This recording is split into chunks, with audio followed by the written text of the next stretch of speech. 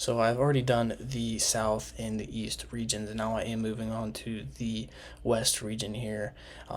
And this is going to be kind of my bracket preview of the West region. And now moving on to the West region, which I believe is by far one of the strongest regions in the entire March Madness. Having a Florida team, a UConn team that you know is going to be able to win games, a Memphis team that has won big games this year, Maryland, who I think is a very, very good team, Drake, who's one of the best mid majors this year, even Texas Tech, who's played like a top 10 team at times this year, and then Kansas and Arkansas, who you both know is going to be great, and then St. John's, who has been one of the best teams as of late. So I think that this is by far probably the toughest region to get out of, and I think that it really could probably go four different ways. And so, starting with this Florida Norfolk State matchup, um, Florida is probably the best team in the country as of right now, and I think that they have a legit shot at winning the national championship. They beat Norfolk State with ease. I don't really think that's much of a decision. Now, UConn and Oklahoma, and in my opinion, I think that the 9 seeds in the tournament have definitely a better chance of beating 8s. But I do believe that UConn is a better team than Oklahoma. Now, Jeremiah Fears is going to be able to score at ease, and UConn has Liam McNeely, who's going to be able to do the exact same thing. I think that these two teams are very, very similar. UConn is definitely better interior defensively. Neither team rebounds well at all. UConn's great offensively. Oklahoma's great offensively. UConn can kind of score at all 3 levels. Oklahoma, they just really shoot the 3 well. And they want to try and get out in transition and get those points off of turnovers, and they're super efficient at it. Now, they turn the ball over a lot, and for a team like UConn who's not going or who's going to force a lot of turnovers, I don't think that is going to kind of mix well for Oklahoma, and I think that UConn does move on in this one. And then going down here to Memphis and Colorado State, this is definitely another game where people are going to expect Colorado State to win. Now, if I know one thing about March Madness, it is to not trust Mountain West teams in the tournament. And I think that we see it here. Pretty much in the past 14 years, there's only really one team, and that has been San Diego State in the past, to win a game. They have never had a team or teams in a tournament in the same year win games, and I think that if a team is going to win, it's going to be Colorado State, but I do not trust Mountain West teams in the tournament. So I do think that Memphis does end up winning this game because of how well they shoot from 3, and Colorado State attempts a ton of 3s, and they're decent at defending the 3. They're not great at it, and I think that Memphis shooting the 3 so well is going to kind of be able to get a lot of points from 3. And then for Maryland and Grand Canyon. Now, Grand Canyon, they're great defensively, but they're not great offensively, and Maryland is great at both. The Crab 5, they are going to be able to go out there and score a ton of points throughout their starters. Now they're super efficient at it.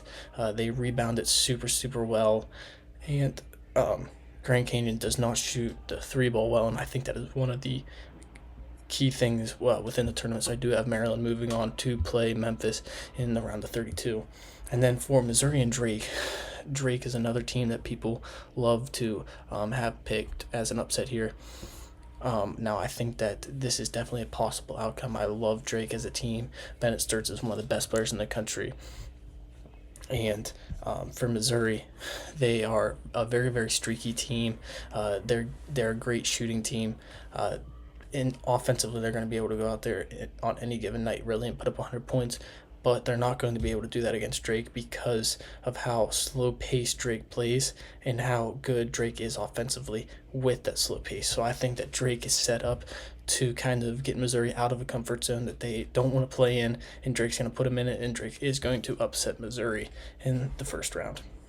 And then for Texas Tech and UNC Wilmington, UNC Wilmington is not good, not bad at anything, but they are good at a couple of things.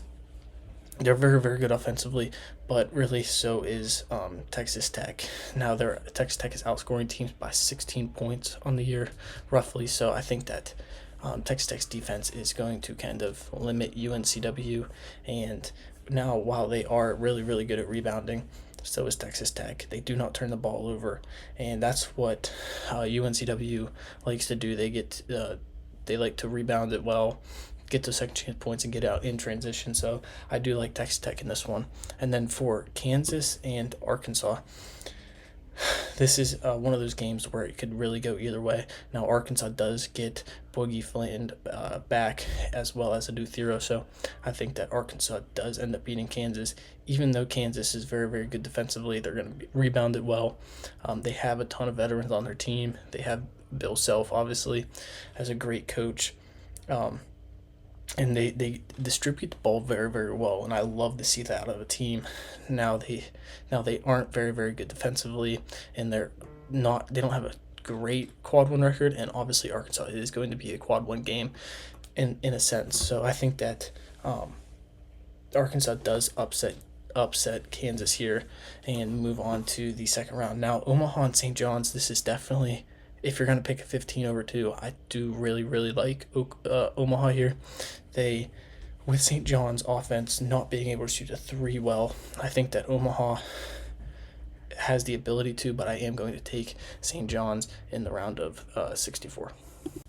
And then in the round of 32, I love Florida. This game is going to be an absolute dogfight between Florida and UConn. And now Florida, like I said, they are one of the best teams in the country, if not the best. And UConn, great interior defense, but Florida's going to be able to score at all three levels. And where UConn lacks, Florida is going to kind of take advantage of that, and that is in rebounding, and they don't get the second chance points. So I think that Florida is going to be able to offensive rebound. They're going to get second chance points against a team like UConn, so I do like Florida to move on against UConn and move on to the Sweet 16. And then for Memphis and Maryland, Maryland is one of, like I said, a top 10 team in the country. In my opinion, they're a little underseeded for me as a 4 seed. I would have liked to see them on the 3 line. They are going to go out there and play really, really good, and they are a very, very good team at defending the 3, and I think that they are going to limit Memphis, who is a little banged up, and I think that Memphis barely gets away from Colorado State and then gets blown out here by Maryland, and Maryland moves on to the Sweet 16. And then for Drake and Texas Tech, Drake's run ends here. Texas Tech is a very, very good basketball team. I think that Texas Tech has the ability to kind of do what Drake doesn't like to do, and Texas Tech has the ability to play at a slow pace if they want to. I think they adjust to pace very, very well, and they are going to be able to not turn the ball over, and that is what Drake loves to do, is force turnovers and get down the floor, get points off of turnovers. And Texas Tech is not going to turn the ball over, so I do like Texas Tech moving on here. And then for Arkansas and St. John's, I love this matchup for Arkansas. I think that Arkansas can upset St. John's here, but I am going to take St. John's strictly based off of the fact that St. John's is going to limit Arkansas's offense, completely shut it down, and I think that this is a great matchup for St. John's as well, and I think that St. John's does move on to the Sweet 16. And then in the Sweet 16, this might be the best game out of the entire region. Is going to be this Florida and Maryland game. And Florida, these two teams are very, very similarly, except Florida does not shoot the 3 well, and I think that Maryland is going to be able to kind of get a lot of points from 3, but I do like Florida moving on to the Elite 8 in this one. And then for Texas Tech and St. John's, I think this is kind of where Texas Tech is able to still score points on St. John's, while St. John's is not able to keep up with Texas Tech's offense. And I think that that is what's going to limit St. John's, is their offense ability here. And I do have Texas Tech moving on to play Florida in the Elite 8. Now, Florida, like I've said multiple times, best team in the country.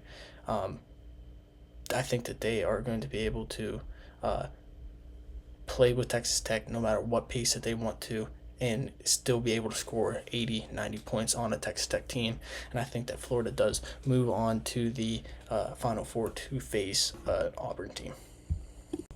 So with that being my tournament outlook for the West region, I do think that Florida is the best team in the tournament. I think that they kind of got a bad beat here, being the number 4 ranked team in the tournament. I think that they kind of got lucky having St. John's in their bracket as well as Texas Tech, rather than a team like Tennessee, who we obviously just saw them beat by 20. So, but I do think that Florida is the best team in the country and will move on to the Final Four out of the West region.